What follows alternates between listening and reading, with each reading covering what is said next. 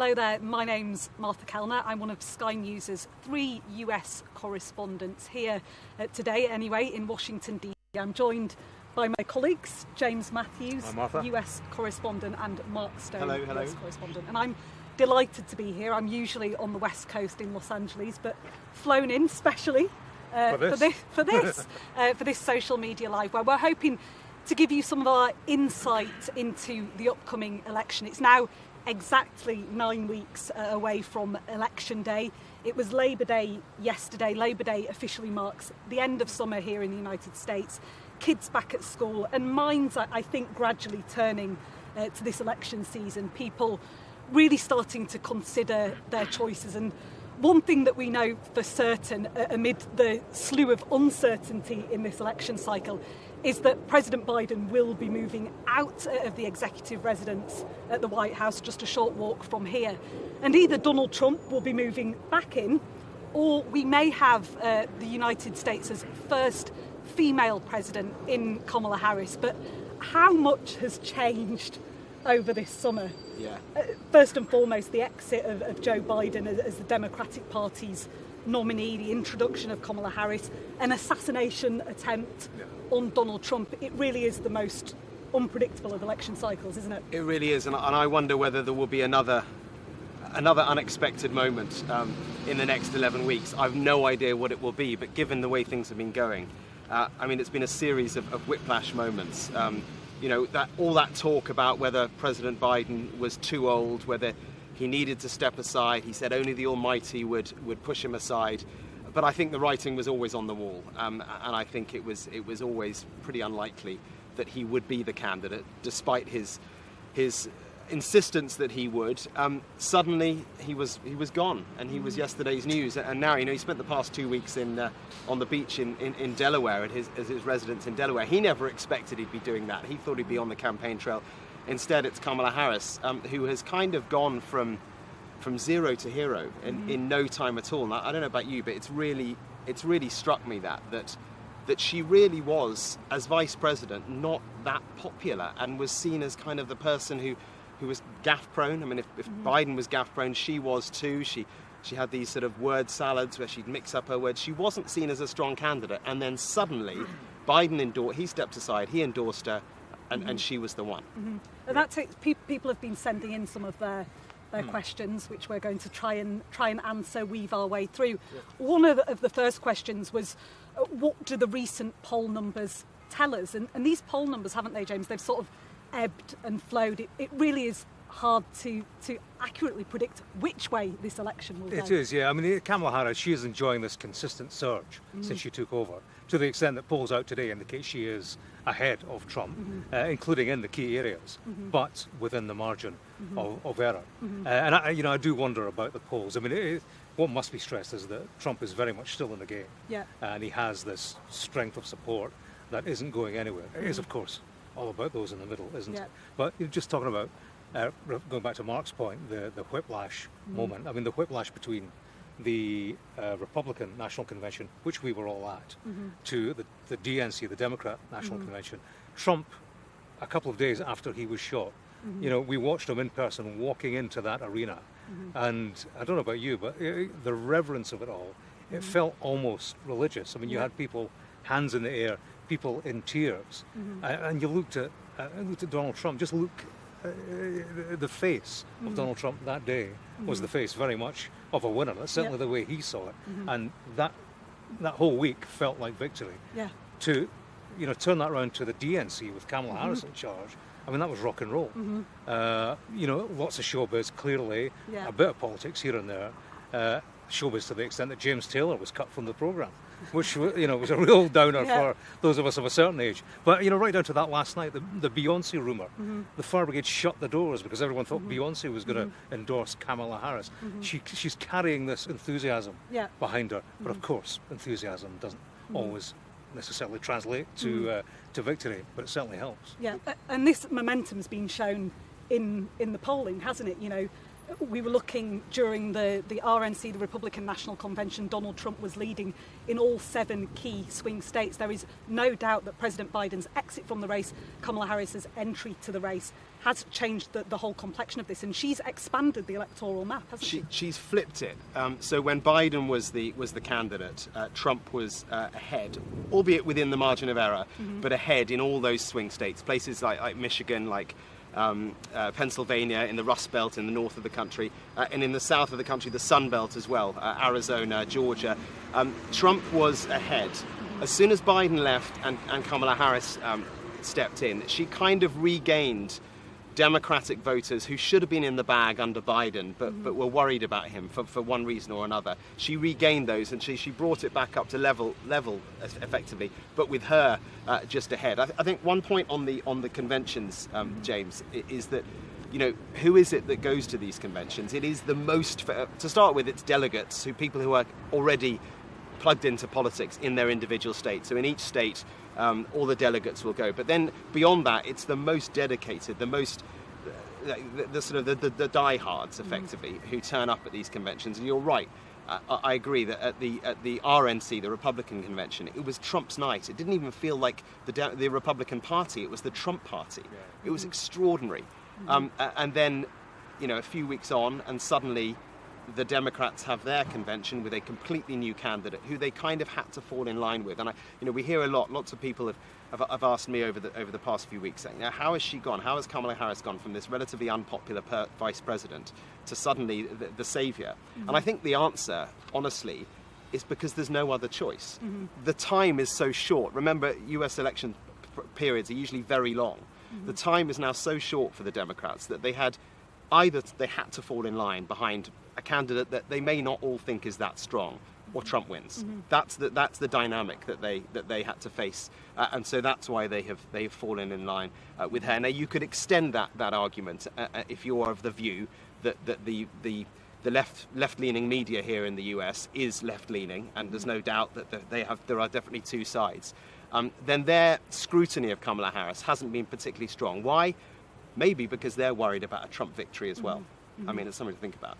I think one thing amid all the uncertainty and the ebb and flow of these polling numbers is that this will be an incredibly close election. It will be an election probably decided on the margins. It's something Barack Obama and Bill Clinton were talking about amid that euphoria that we've mentioned at the Democratic National Convention. This is not going to be a cakewalk for either of them. This will be really tightly fought.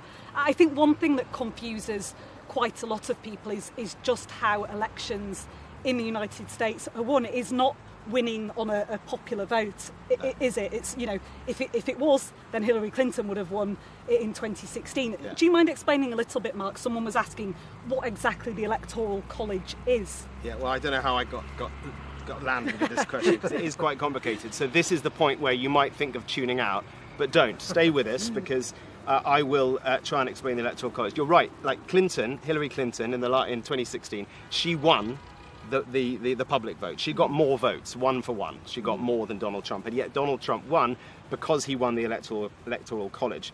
538 votes. That's the number you need to think of. 538 Electoral College votes up for grabs across the country.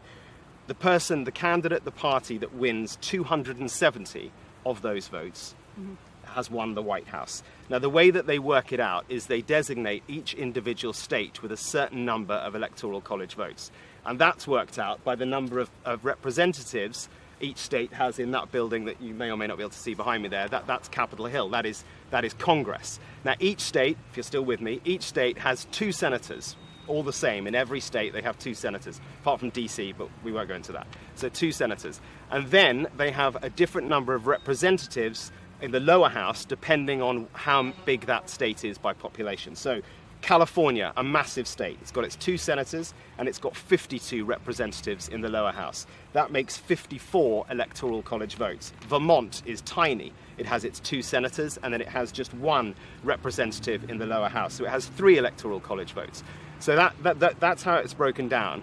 And then once one candidate wins each state, they get allocated all the Electoral College votes. So you could have a situation, Georgia, for example, where the votes are really, really tight. So, you know, Kamala Harris could get huge number. Donald Trump just gets a few more than her, and yet he, for that state, gets all the Electoral College votes in his bag. And so the competition is to get to 270, and if you do that, you've won the White House. That's why, because of the different makeup and the different size of the different states, you can win the public vote, but not necessarily win the White House. Did I get that? You did. I'll buy that. Thank you for taking a hit on that question, James. I was just going to say, and clearly different states have different numbers. Pennsylvania isn't called Pennsylvania anymore. It's called Must-Win Pennsylvania, isn't it, these days? Yeah. And I was at the Harris-Walz first kind of presentation in Philadelphia. They took to the stage for the first time. And, she'd chosen Walz, the 60-year-old guy with the grey eyebrows, America's coach, but had not chosen Josh Shapiro, governor, very successful and popular governor in Pennsylvania. That has to be the gamble of her election campaign, and we'll see if it bears out. But at that night, he was one of the warm-up acts. And I have to tell you, he held that crowd of some 20-odd thousand in the palm of his hand. It was almost, just very, extremely popular. And the American journalist next to me leaned over and said, she chose the wrong guy.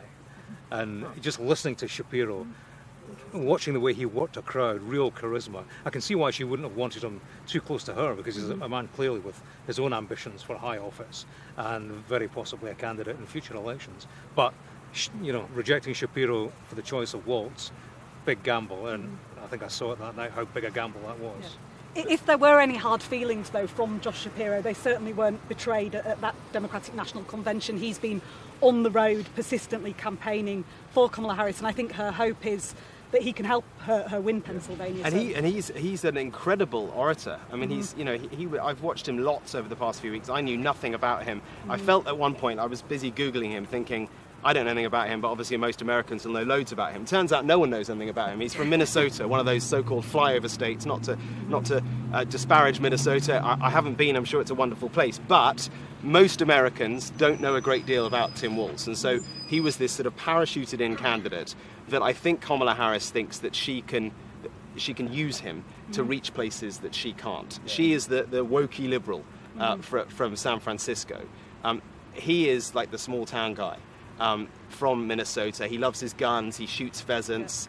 He can reach people, predominantly white men, where the Democrats think they might have a problem with Kamala Harris.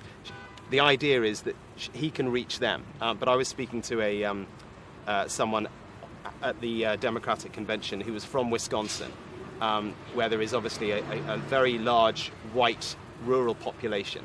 And she's worried that not even he is going to be able to reach those sort of people, and these are the people who are the persuadables, effectively. They don't warm to the brashness of Donald Trump, but they also don't like the fact that Kamala Harris is seen to be very liberal, and so Tim Walz fits into that. But can he persuade them?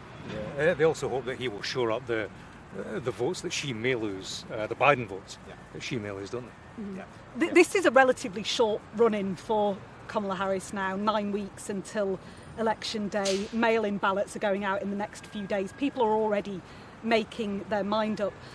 Some of the big events on the calendar for her are debates, and a lot of the criticism of the Kamala Harris campaign so far is that we haven't heard enough from her about explicit policy details, what exactly a Kamala Harris administration would look like. She's under pressure to lay that out for the voting public. Yeah. When is the first debate, James, and what do we expect from it? Well, it's a week today, 10th of September, 9 p.m. local time on the ABC News channel, although we'll carry it. It's going to be in Philadelphia. Huge night, clearly, for Kamala Harris. They are huge nights whenever they happen. We've seen that in time. We certainly saw it. The undoing of President Biden. It killed him stone dead, because he screwed it up. Opportunity has not for Kamala Harris, and we'll see how she performs. Donald Trump, in terms of his preparation, not so much. He's not been locked away with advisors. He says, I've been rehearsing all my life, and he's a man who knows TV, who's got stagecraft. We've seen that. Perhaps needs less honing of his screen skills, but he interestingly is getting advice from a lady whose name is, who debated Kamala Harris, who she was previously a Democrat. I will come to this name, it's here somewhere. But essentially, no, hang on, she skewered Kamala Harris 4 years ago in the Democrat primary debate, talking about her prosecuting skills, lack of prosecutions, over prosecutions on marijuana and the like. That rattled Harris at the time, and that was seen to undermine her ambitions at that point. So that's who Trump is getting his advice from. In terms of Harris, she is locked away with aides in between rallies, public appearances. She is debating against an aide who, for effect, is wearing 3-inch heels and a loose-fitting jacket.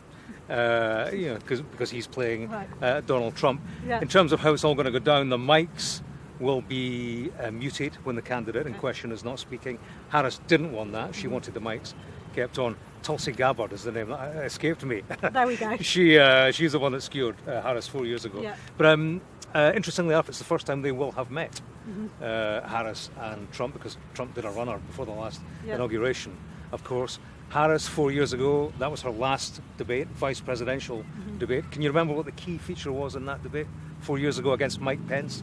What was the spectacle on the hair of Mike Pence? Oh, it was a fly. The fly. And it was her saying, "Let me speak," or something. Wasn't it? I'm speaking. I'm speaking. And that's the thing. That was the viral moment, the killer line, and clearly that's what they're after in this age where the election is on a vertical screen, Instagram, 10 seconds, and all the rest of it. Mike Pence, incidentally, vice president under Donald Trump, who now wants nothing to do with Donald Trump.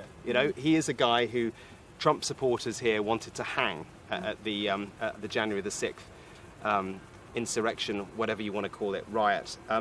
It is remarkable that of those that were in the room during the first Trump presidency, so few of them want to have anything to do with him anymore, because they saw their perception of what they saw, it being in the room where it happened, was that this was a guy that they didn't want to serve with again, which is something to consider. He is now surrounding himself by, yes, a few of those old faces, but a lot of new faces as well. And I think that there are a lot of Democrats and a lot of people across the country. I was at a dinner last night with some American friends who. Actually, it took me back a bit. I mean, they're out-and-out Democrats, these American friends of mine. And it took me back at how worried they were about a Donald Trump victory. And I there is half of this country who are really worried about what it might turn out to be. And I think that's why it's such a huge election. Donald Trump says it's the most important date, the November date in American history. I think on that he's not wrong. And I think a lot of people think they've seen a Trump presidency before and expect it to be the same second time around, but actually some of those guardrails that were in place for the first Trump administration may not be there for the second one. And certainly the week after inauguration would be incredibly interesting to see how that would shape up should Donald Trump win this election. It will. I mean, it's always said that the institutions hold up here in America. They did last time when he claimed that he'd won the election and he tried to claim that it was stolen. And the institutions around the country, whether they be state institutions or federal institutions here in DC, they held up and things moved on. I think the question mark, and it really is unknown, is what happens this time if he loses, but not by a great amount. He's already saying in his speeches that he believes that they're gonna steal it again. They're gonna steal it again, he says. So he's geeing up his base of support for something that could be really quite unpleasant come January. We'll see. Maybe that will not happen, but we don't know. Another question submitted on Facebook for you, Mark. Why does Trump only do interviews on Fox? I'm not sure that is strictly true. It's not actually. It's not. In fact, I think. I haven't gone into the granular detail, but from my sort of reading of it, actually, Donald Trump has done more interviews with a broader range of channels, whether they be little clips as they're known or sit-down interviews, than Kamala Harris has. I mean, she's only done one interview since she took over as candidate, and that was with CNN last week. I don't think the questions were particularly hard to her, to be honest, from CNN. She kind of passed the test. She did what she needed to do, but it wasn't a very hard interview. So that's the only one she's done. Of course, as vice president, she's done a load more. Donald Trump, yes, he appears, he rings into Fox News every now and again. He talks to Newsmax and other right-wing channels and does a lot of podcasts, incidentally, really interesting, like small reach, well, depending on, in the grand scheme of things, small reach podcasts he will do because he knows it has a big reach.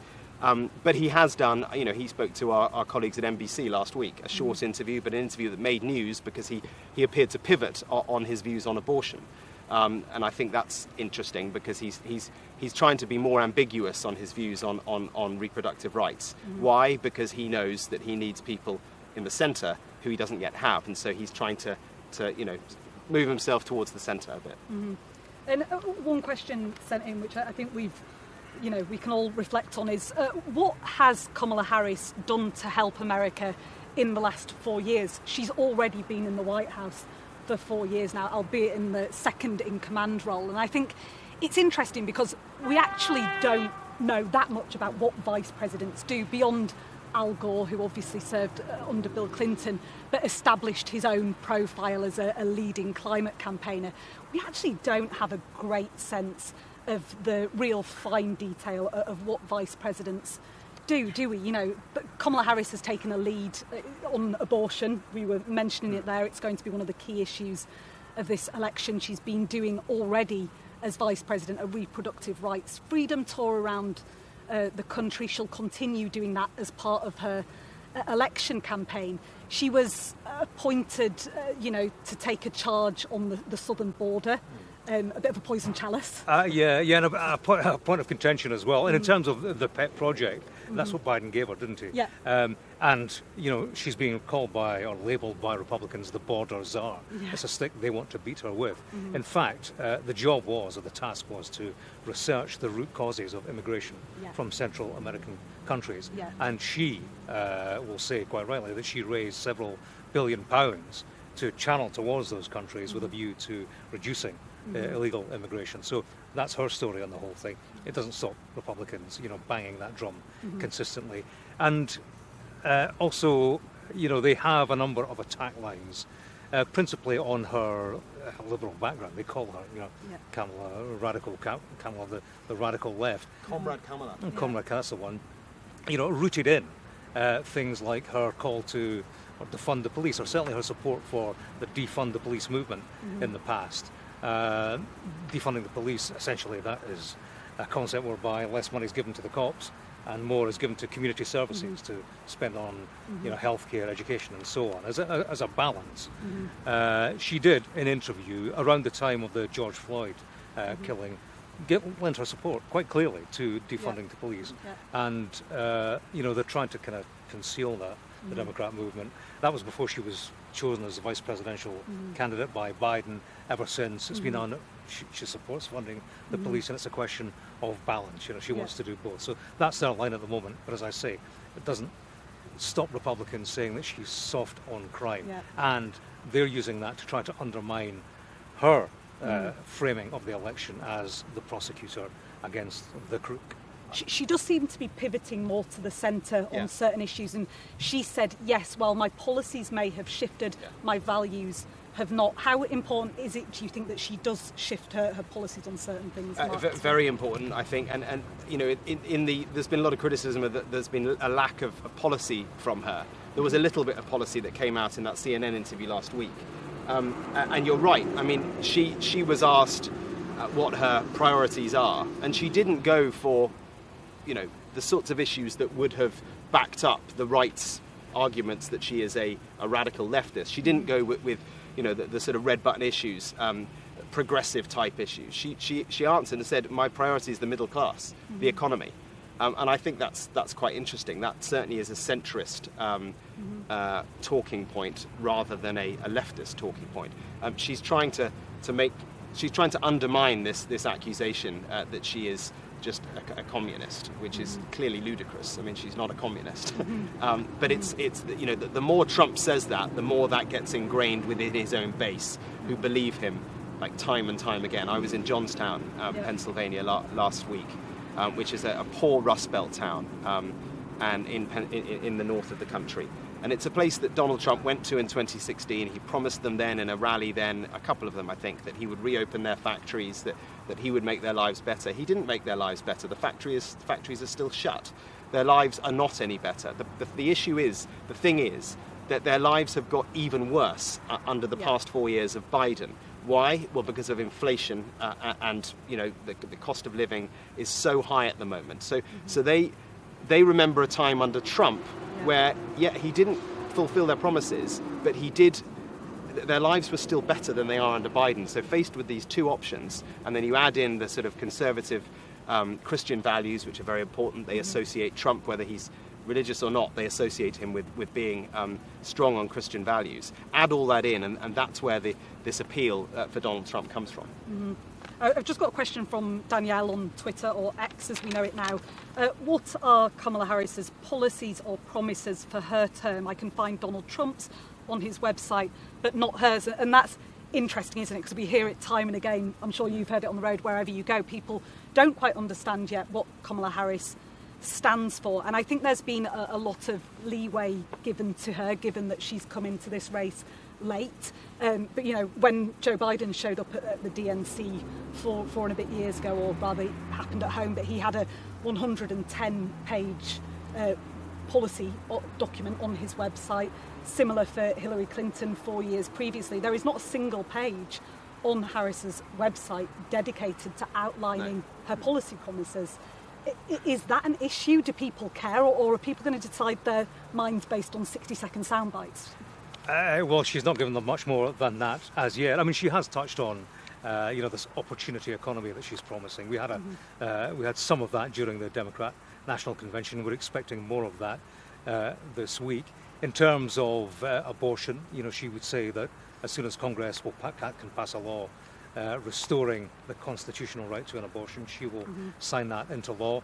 On immigration, the other hot ticket issue, she is talking about channeling millions of dollars towards extending the wall. So that's her answer on that one. In terms of the big foreign affairs issue, she's going to stand strong with NATO, made that clear. Stand consistent with the Biden policy on Israel. No change, she said, in the policy on sending shipments of arms to Israel. So there is a large degree of continuity, on the back of the Biden record. And that is her strength, but it's also her weakness, of course, because she carries Biden behind her. The failures of Biden, particularly on issues like the Middle East, when Biden, set himself up initially as the world leader who could solve world problems. Well, he's clearly failing to do that at the moment. So, the danger for Harris is that she is tainted, particularly when you have Trump shouting from backstage that it would never have happened had he been in charge. I mean, that's a point that no one can ever prove, whether if he had been in charge. But it's so true that when you get out of this bubble in Washington and you talk to real people, and they all say, so many of them say, it's so chaotic at the moment. There's a war in Ukraine, there's a war in Gaza, inflation's high. Now you can blame Biden for those policies or not, for those events or not. Some will think it's his fault, some will not think it's his fault. But the fact is, for Joe Bloggs in rural Wisconsin, they see that, and they see chaos, and they don't remember chaos under Trump, which is kind of weird because a lot of people beyond America remember the Trump presidency as being quite chaotic, and the last 4 years as being less chaotic. They don't see that here. They see the past 4 years as being really quite chaotic, and of course Biden desperately wanted to have the Ukraine war at an end by now, well before now, and the Gaza war never to have even started. Both of those events are still raging. Yeah, and as with so many elections, people just want change. They're prepared to take that leap. I was in New Hampshire, vox popping voters, and this guy said to me, "No, Donald Trump all the way for me." And I said to him, "Well, why?" The economy. I kind of floated a couple of kind of big issues, and he says, "Well, no." He says, "Donald Trump, he just puts on a tin helmet and runs at the wall." And I thought, well, how do you argue? How do you argue against that? Yeah. I had another anecdote which is a bit more simple. I said to one guy in Georgia, "Why do you like?" Well, no, he said to me,